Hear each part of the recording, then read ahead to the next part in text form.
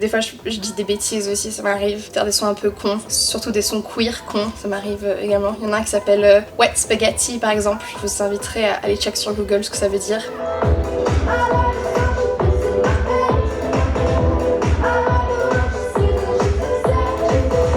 Je m'appelle Maddie Street comme la rue en anglais, et en fait c'est mon vrai nom de famille, c'est pas un nom de scène, parce que j'ai 2 parents british, et donc je fais de la pop alternative franco-britannique. Sinon mes pronoms c'est IL et je définirais mon style comme étant de la pop alternative queer. You're sweet, you're cute, that color looks good on you. Donc ce soir on est au Bateau Ivre à Tours.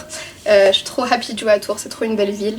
Et on joue dans le cadre d'une soirée organisée par une association qui s'appelle Blair Witch, association féministe. Moi je suis là pour mettre le feu à la scène, en tout cas. J'avoue je sais pas, mais moi je suis là pour ça. Enfin je vais essayer quoi.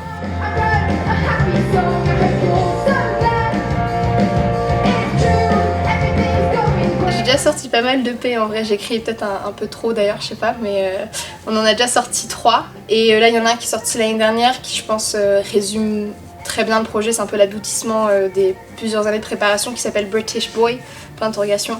Et il est sorti en juin de l'année dernière. C'est de la pop avec plein d'influences, donc il y a des influences rap, il y a des influences rock, il y a même un peu de petites touches d'électro de temps en temps. Et c'est vraiment vers ça que j'aimerais aller, un truc un peu melting pot de tout ensemble quoi. No, I'm straight. I'm really straight. Definitely straight. Je parle de mon expérience, notamment avec ma sexualité et mon identité de genre. Je parle de mes crushs, je parle de mes relations passées et présentes. Que ça peut être sur des sujets un peu sérieux, sur le mal-être quand on n'est pas très sûr de soi, jusqu'à des sons un peu plus débiles juste pour rigoler sur scène quoi. I'm just lost.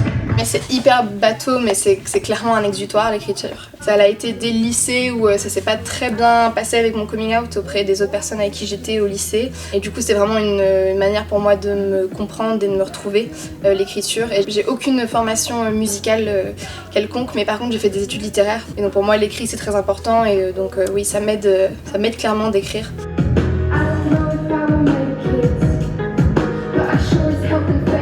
Dans certains milieux de la musique en France, tout ce qui est des questions de genre, ce sont encore des questions qui sont très vagues pour certaines personnes. Donc je pense pas que c'est forcément une question de vouloir faire du mal en mégenrant ou des choses comme ça, mais c'est surtout un manque de compréhension.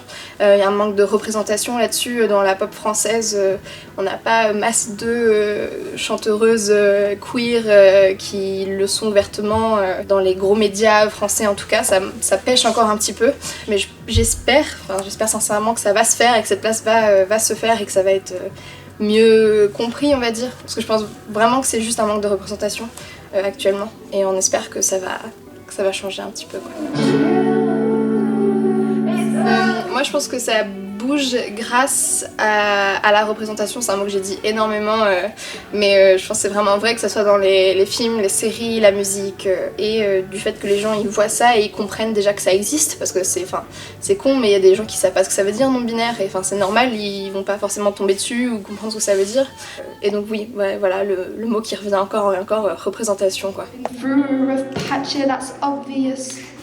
Moi, une grosse inspiration que j'ai, c'est Janelle Monáe, qui s'est des fois identifiée comme quelqu'un de gender queer, qui est actrice, chanteuse, réalisatrice aussi, donc je me retrouve dans ça parce que je fais aussi de la vidéo et donc je m'identifie beaucoup à elle.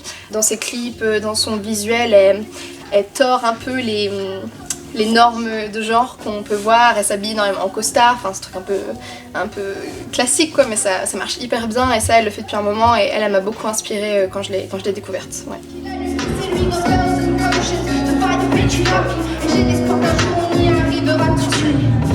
Vive le féminisme, vive la commu queer, merci, parce que sans vous je me sentirais un peu seule des fois. Merci la commu queer, merci les féministes, merci Blair Witch aussi, parce que sans vous il n'y aurait pas ça ce soir.